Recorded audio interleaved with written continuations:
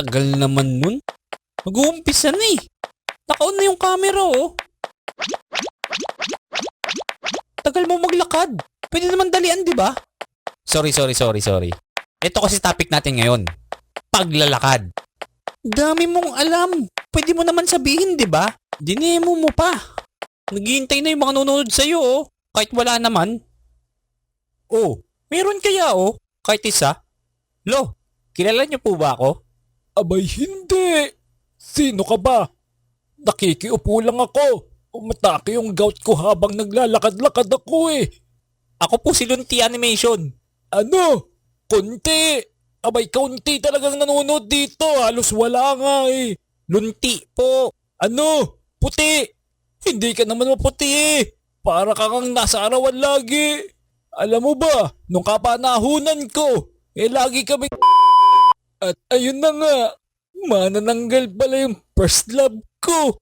Pero 1/4 lang yung nahati sa katawan niya. Abay sige, ako'y tutuloy na puti. Galingan mo dyan ha, puti, animes yun. Parang kapangalan lang ng aso ah. Tantananan! Puti Animation! Arf arf! Hoy, hindi ah, Lunti Animation pa rin to. Naglalakad ka ba papasok sa work? Sa school? O kaya pag-uwi ng probinsya? Sige, subukan mong maglakad papuntang probinsya kung hindi magmukhang kalyo yung paa mo. Ah, sorry. Pero, bakit puro sugat yung paa mo? Anong nangyari? Wala to. Huwag mo na to pansinin. Hoy! Ikaw yung nakita namin naglalakad galing Bicol ah. Ang galing mo! Buti may paa ka pa! Kuya, ilang oras sila karan? Naglalakad ba kayo lagi kahit may pamasahe naman? Ganon kasi ako eh. Mahilig ako maglakad kahit minsan may pamasahe naman. Feeling ko kasi na-exercise rin ako. Wow ah, ginawa mo pa talagang reason yung exercise? Kuripot ka lang talaga? Bakit pa nandito ka na naman? Sabihin mo na kasi yung totoo.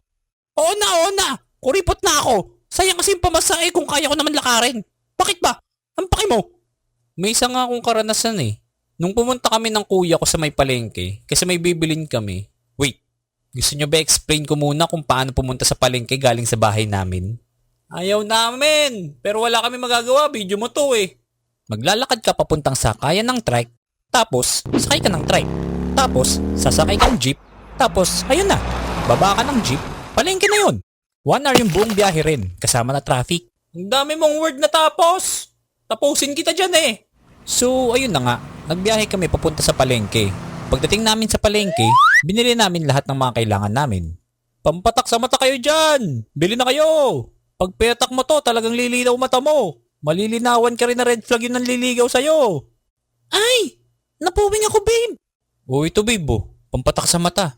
Pampalinaw rin daw yan, sabi ni Manong. Sige nga, babe! Oo nga, babe! Ang linaw ng mata ko! Ay! Sino ka? Ako to, babe. Jowa mo. Ay! Ganyan pala mukha mo. Kakalinaw nga ata ng mata. Gayuma kayo dyan. Yan. Effective yan. Talaga? Na-try mo na? Oo. Mahal na ako. Oo, yan. Effective yan. Yan, effective. Nako! Pero pag ganyang mukha mukhang negative, di tatalab. Joke lang. Walang nangyaring ganun. Saka hindi kami bumili ng gayuma, no? Need ko pa bang gamitin yun? Di ka pogi! Ba't ka ba kasi nag-upload ulit? Nung bibilhin na namin yung last item na kailangan namin, alam ko huling pera na yung nasa akin eh. Lutang ako, kaya binigay ko pa rin. Tapos, hindi ko sinabi sa kuya ko na huling pera namin yun. Kaya nung naglalakad kami papuntang sakayan ng jeep, tinanong ako ng kuya ko kung magkano pera namin. Oh, magkano pa pera natin para sa pamasahe? Naku, wala na. Pinambili na natin ng last item. Anak ka ng magulang mo! Bakit hindi mo sinabi na pamasahe na natin yun? Dapat hindi na natin binili. Kaya ayun, lakad kami papunta sa bahay. Layo pa naman ng lakaran. Sakit talaga ng paa ko nun.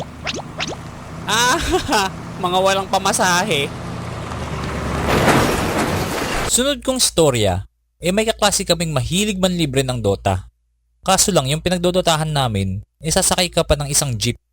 Nag-aya yung classmate ko na mag-Dota pagkatapos ng klase. Hoy, Lunti!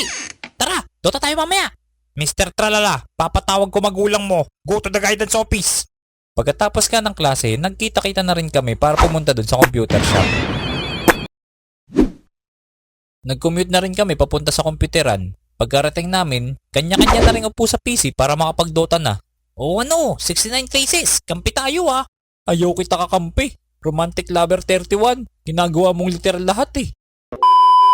Pre, tulong dito. Andito lahat ng kalaban. Yung isa nasa likod ko. Talaga? Asan? Pre, wala naman eh. Niloloko mo ko eh. Hindi dyan sa mismong likod ko. Dito sa laro. O pre, nice game. Next time ulit ah. Salamat sa libre. O paano ba yan? Kato na naman tayo pre. Kaya nga eh. Maglalakad ng malayo para lang makadota. Huwag ka mag-alala pre. Tamang kwentuhan lang yan. Di mo mamamalayan nasa bahay na tayo. Uy, alam mo ba Mars? Girl, may boyfriend na. Talaga Mars? Ang sabi nga nila ang boyfriend si Boy Tom. Tama ka dyan Mars. Hala, totoo nga. Joke lang, hindi naman chismis yung pinagkwentuhan namin nun.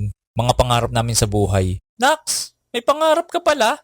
Hindi naman talaga natin namamalayan ang oras o ang distansya ng pupuntahan natin kapag masarap ang kwentuhan natin sa ating mga kaibigan o kaya kapamilya. Nakakapagod nga lang minsan kapag nagkakaedad na tayo syempre. Pero kapag may oras tayo, ugaliin pa rin natin maglakad-lakad dahil isa rin yung uri ng exercise sa katawan. O sige na, tatapusin ko na yung video. May lakad pa ako sa kanto eh. Oh, akala ko ba exercise yung maglakad? Lapit lang ng pupuntahan mo ah. Katamad eh. Saka nakakapagod maglakad. Oh, huwag niyong kakalimutan mag-like and subscribe ah. Salamat!